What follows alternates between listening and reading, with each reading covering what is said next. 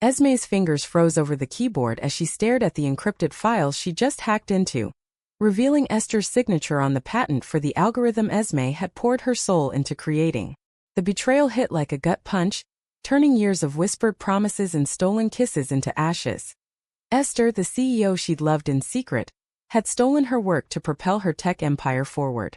In that moment, Esme vowed revenge, her mind racing with plans to expose the fraud and ruin the woman who had shattered her trust, until her phone buzzed with a text from an unknown number. "Do you still love me?" Esme sat in the dim glow of her laptop screen, the cursor blinking mockingly in the code editor. It was late in her cramped apartment in San Francisco, the kind of place where ambition outpaced square footage. She had been up for hours, dissecting the digital trail that led back to Esther's betrayal. How could she have been so blind? Esther, with her sharp suits and sharper mind, had always been the one pushing boundaries, but this? Stealing Esme's groundbreaking AI code, the one that could revolutionize data privacy, and claiming it as her own? It wasn't just professional sabotage. It was personal annihilation. Her thoughts spiraled inward. Why did I trust her? Was it the way she looked at me across the conference room, those stolen glances that promised more than late-night coding sessions? Or was it my own desperation to believe that love could coexist with the cutthroat world of Silicon Valley? Esme rubbed her temples, the headache from lack of sleep pounding like a drum. She remembered their first real connection. 2 years ago at the company's launch party. Esther had pulled her aside, away from the investors and champagne flutes, and confessed in a whisper that she saw something extraordinary in Esme, not just her talent but her fire. That night had led to more. Secret dates in hidden cafes. Weekends holed up in Esther's loft brainstorming ideas that blurred the lines between work and passion. But now evidence stared back at her.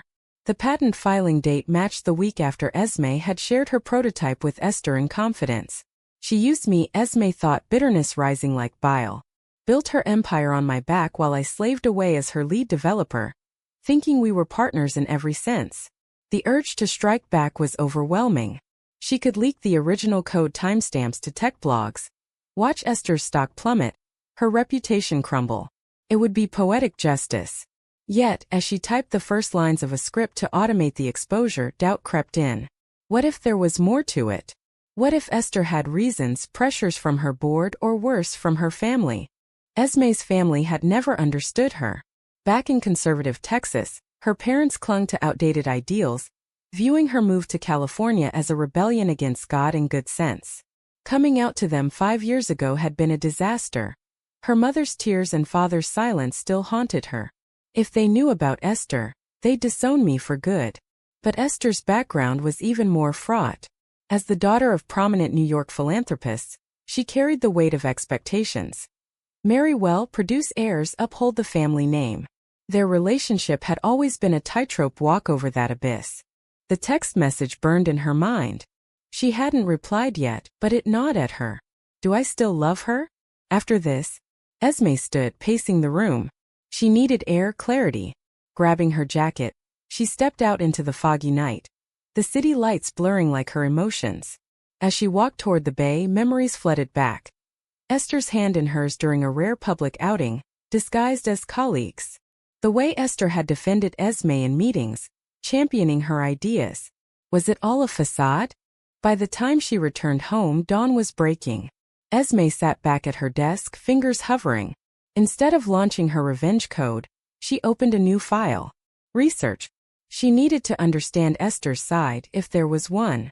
Digging into company records, legally this time through public filings, she found hints of turmoil. Esther's board had been pressuring her for a breakthrough, threatening to oust her if she didn't deliver. Did she panic? Sacrifice me to save herself? The thought didn't excuse it, but it humanized the monster Esme was building in her head. That afternoon, Esme's best friend Mia called. Mia, the only one who knew about the affair, had always been wary. You sound wrecked, Mia said. What's going on? Esme hesitated, then spilled it all: the theft, the text. Mia's response was sharp. She's using you again. Don't fall for it. Expose her. But Esme couldn't shake the pull. What if love means fighting through the mess? Or is that just naivety? She decided on a confrontation. Typing back. Meet me at our spot. Tonight. The spot was a quiet bench in Golden Gate Park, where they'd shared their first kiss under the stars. As evening fell, Esme arrived early, heart pounding. Esther showed up minutes later, looking uncharacteristically disheveled. Hair loose, no makeup, eyes red-rimmed. Esme. Esther breathed, reaching out. Esme stepped back. How could you? Esme's voice cracked. My code. Our future. You stole it. Esther's face crumpled. I didn't mean to hurt you. The board, they were going to fire me. I thought I could fix it later, credit you properly. That's bullshit, Esme snapped. You signed the patent. Alone. Tears welled in Esther's eyes. I was scared. My family. They already suspect something about us. If I lost the company, I'd lose everything, including the freedom to be with you. Esme's anger faltered. Is that true? Or manipulation? They sat, the tension thick. Esther confessed more. Her parents had arranged a potential marriage alliance with a rival tech heir, pushing her to settle down. The pressure had cracked her resolve. I love you, Esther whispered. That's why I texted. I can't lose you too. Esme's mind raced. Forgive? Or walk away? The choice loomed, heavy with consequences. As they talked into the night, Esme realized this was just the beginning of a war. With herself, with society, with the love that had turned toxic. The next morning, Esme woke with a resolve hardened by sleepless hours. She couldn't just forgive. That would make her complicit in her own erasure. But destroying Esther outright felt like self-destruction too. Love shouldn't demand sacrifice of self, she thought, staring at the ceiling. Yet here I am, torn between vengeance and vulnerability. Work called, but she called in sick, unable to face the office where Esther reigned supreme. Instead, she met Mia at a coffee shop in the Mission District. Mia, with her no-nonsense bob and activist stickers on her laptop, listened intently as Esme recounted the park meeting. She's playing the victim, Mia said flatly. Classic deflection. Blame the family, the board. Anyone but herself. Esme stirred her latte, conflicted. But her family is real pressure. You know how it is for us, hiding, pretending. Mia Lindin. And that's exactly why you can't let her off. If we don't hold each other accountable, who will? Think about the other women in tech she's probably stepped on. The word stung. Esme had always prided herself on integrity, coding not just for profit but for impact. Her algorithm was meant to protect user data from corporate overreach. Ironic, now that it was in Esther's hands. Am I betraying my own principles by even considering reconciliation? That evening, Esme's phone rang, her mother. The timing felt cosmic, punitive. Honey, we miss you, her mom said, voice laced with concern. Your father and I were thinking of visiting. And we've been praying for you. Esme gripped the phone. Praying for what? My sin? She deflected, talking about work successes, omitting the betrayal. But her mom pressed. Any nice boys in your life? You're not getting younger. The question ignited old wounds. Mom, I'm happy as I am, Esme said tightly. A pause. We just want what's best. The Bible says. Esme cut her off, hanging up with a heavy heart. If they knew about Esther, it'd be apocalypse. The call fueled her anger anew. Society's chains, family expectations, religious dogma, had twisted Esther into a betrayer. But was that an excuse? Deciding action was better than paralysis. Esme reached out to a lawyer friend, discreetly inquiring about intellectual property theft. The advice was grim. Proving it without hard evidence would be an uphill battle, especially against a CEO with deep pockets. Fight legally or go rogue. The moral quandary gnawed at her. Meanwhile, Esther bombarded her with texts. Apologies, please, for another meeting. Esme ignored them, but each one chipped at her armor. Does she regret it, or just fear exposure? 2 days later, at a tech conference in downtown SF, fate intervened. Esme attended anonymously, hoping to network for a new job. There was Esther on stage unveiling her new AI tool to thunderous applause. Watching from the back, Esme's blood boiled. That's my work. My nights of isolation, my breakthroughs. She slipped out, heart racing, and in a moment of impulse, emailed an anonymous tip to a prominent tech journalist. Check the origins of Esther Lang's latest patent. Regret hit immediately. What have I done? This could destroy her and drag me down too. But the die was cast. That night, Esther showed up at Esme's door frantic. How could you? Esther accused, echoing Esme's words from the park. Esme stood firm. You started this. They argued, voices rising. Esther admitted more. The board had forced her hand, threatening to out her sexuality if she didn't deliver.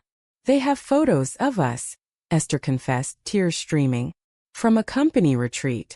If it leaks, my family disowns me, investors flee. Esme's world tilted. Blackmail? That's why she stole it. Sympathy warred with fury. You could have told me. We could have fought together. I was ashamed, Esther whispered. Afraid you'd leave. The confession hung between them. Esme pulled her inside. The door closing on the outside world.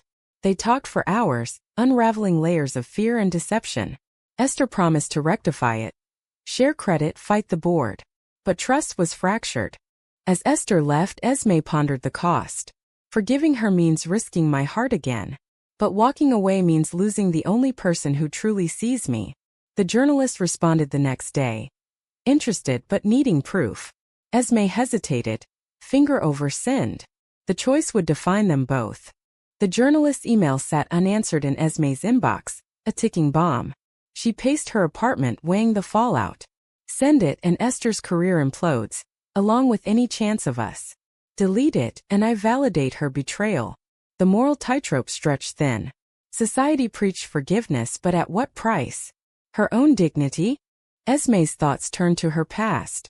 Growing up in Texas, she'd hidden her identity behind straight A's and soccer trophies, fearing rejection.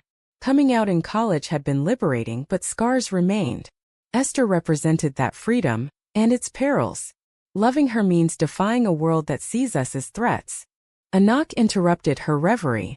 It was Mia, bearing takeout and concern. You look like hell, Mia said, settling in. Esme confessed the anonymous tip. Mia's eyes widened. Good. She deserves it. But her board is blackmailing her, Esme argued. With proof of us. Mia scoffed. Then expose that too. Turn the tables. The idea sparked something. Fight fire with fire, but ethically? Esme spent the night researching whistleblower protections, her mind a whirlwind. By morning she had a plan. Confront the board directly, armed with evidence of their coercion. She texted Esther. We need to talk strategy. Not surrender. They met at a neutral spot. A quiet diner in Oakland. Esther looked exhausted, shadows under her eyes. The rumors are starting, she said. Investors are nervous. Esme laid it out. Gather proof of the blackmail, go public together. We expose the real villains, the homophobic power plays in tech. Esther hesitated. My family. They'll cut me off. And if we don't, we lose ourselves, Esme countered. Is that the life you want? Hiding forever. The words hung heavy. Esther nodded slowly. For us, I'll try. But trust was tentative. As they plotted, doubt surfaced. Is she committed or buying time? Esme's inner voice warned caution. Back home, another call from her mother escalated the pressure. We're coming to visit next month, her mom announced. And we've set up a blind date for you, with a nice young man from church. Esme's stomach dropped. Mom, no. I'm not interested. The argument erupted. Accusations of selfishness, pleased to choose right. Esme hung up, trembling. How can I fight for love when my own family sees it as wrong? The confrontation with the board loomed. Esther arranged a meeting under false pretenses. Esme attended incognito, recording device hidden. The chairman, a stern older man, didn't mince words. Deliver results or we expose your indiscretions. Esther pushed back. That's illegal. Blackmail. He laughed. In this industry, it's survival. Esme's blood ran cold. These are the gatekeepers, enforcing conformity. After they debriefed, the recording was gold, proof of coercion. But betrayal struck again. Esther's assistant leaked to Esme that Esther had been negotiating a solo deal to salvage her position, potentially throwing Esme under the bus. Hurt anew, Esme confronted her. Is it true? You're cutting a deal. Esther denied at first, then broke. I panicked. Forgive me. The cycle repeated. Esme stormed out, resolve stealing. No more chances. She sent the recording to the journalist, anonymously tying it to the patent theft. The story broke the next day. Tech CEO blackmailed over secret affair. IP theft alleged. Chaos ensued. Esther's phone blew up. Her board scrambled. Esme watched the fallout. A mix of triumph and sorrow. Did I go too far? Or not far enough? Esther texted. Why? Because love without trust is poison, Esme replied. But the exposure backfired personally. Paparazzi hounded Esther and soon Esme's name surfaced. Her parents called, horrified. Is this true? You're with a woman. The confrontation was brutal.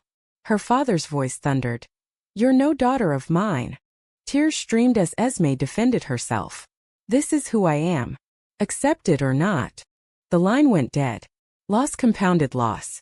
The price of truth, is it worth it? Yet, in the storm, Esme found allies. LGBTQ+ groups rallied, praising the exposure of corporate bigotry. Job offers poured in from progressive firms. Esther reached out one last time. A face-to-face plea. They met in a secluded cafe in Berkeley, away from prying eyes. Esther looked gaunt, the weight of scandal etching lines on her face. You've ruined me, she said quietly. Esme met her gaze. You ruined us first. The air crackled with unresolved tension. Esther explained her side again. The fear of losing her legacy, the internalized shame from a lifetime of expectations. My parents raised me to be perfect, straight, successful, unblemished. And I was the blemish? Esme asked, voice sharp. No, Esther insisted. You were the light. But I let darkness win. Esme's heart ached. Why does love feel like a battlefield? They dissected the past. The stolen moments, the shared dreams. Esther admitted the deal negotiation was a lapse, born of desperation. I'm stepping down, Esther revealed, handing over to a successor, and crediting you publicly for the algorithm. Esme blinked. Why now? Because losing you showed me what's real. I'll fight my family, the world, for myself. Skepticism lingered, but Esme saw sincerity. Can people change? Or is this another manipulation? They parted with a tentative hug, the future uncertain. Back in her apartment, Esme fielded calls from reporters. She spoke out, framing the story as a call for inclusivity in tech. Love shouldn't be a liability, she said in one interview. But the personal toll mounted. Friends distanced themselves, fearing association. Mia stood by, but even she questioned. Was exposing her worth the pain? Esme pondered deeply. The moral gray. Her betrayal versus my revenge. Who's the villain? Her parents' silence stretched into weeks.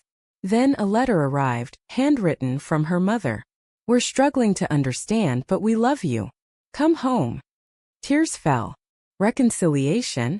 Or conditional acceptance? Esme booked a flight to Texas, stealing for the confrontation. The visit was tense.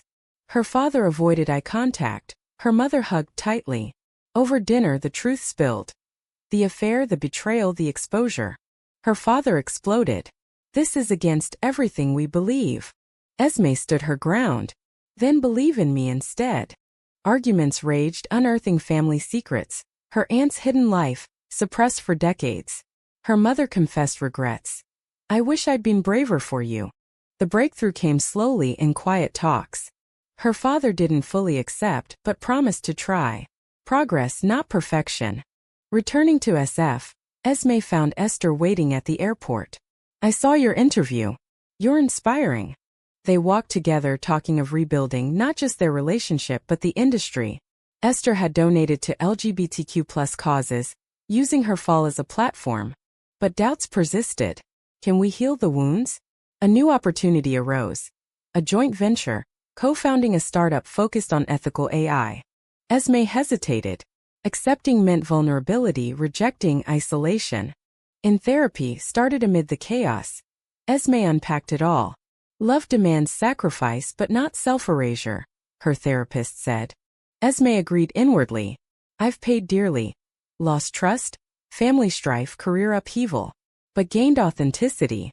They launched the startup quietly. Early days were rocky, old resentments flared. During a heated boardroom debate, Esther deferred to Esme's expertise. It's your vision, Esther said. The gesture mended a fracture. Maybe forgiveness is a choice, not a feeling. Society's backlash continued. Online trolls, conservative pundits decrying woke tech. Esme's family wavered, her father's tentative support fracturing under community pressure. A family Zoom call turned ugly. Choose, us or that lifestyle, her father demanded. Esme's response, I choose truth.